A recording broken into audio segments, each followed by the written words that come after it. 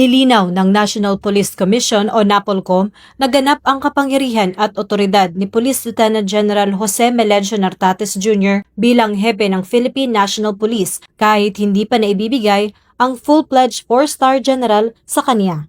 Ayon sa NAPOLCOM, bilang itinalagang Acting Chief PNP, hawak ni Police Lieutenant General Nartates ang lahat ng kapangyarihan, tungkulin at pananagutan ng isang pambansang hepe ng pulisya. Ibig sabihin, may buong kumpiyansa ang pambansang pamahalaan sa kanyang liderato at kakayahang pamunuan ng Philippine National Police. Patuloy na isinusulong ni Police Lieutenant General Nartates ang disiplina, integridad at epektibong serbisyong pulis sa buong bansa. Sa kabila ng pagiging acting status, kitang-kita ang determinasyon at direksyong kanyang itinatahak para sa kapakanan ng bayan at kapulisan. Ang 7-point agenda ni Chief PNP Police Lieutenant General Jose Melencio C. Nartates Jr. ay nagsisilbing malinaw na gabay ng kanyang liderato na nakatuon sa mas mabilis na aksyon, mas ligtas na komunidad, mas disiplinadong operasyon at mas mataas na moral ng kapulisan. Ito ang magsisilbing direksyon tungo sa isang mas matatag,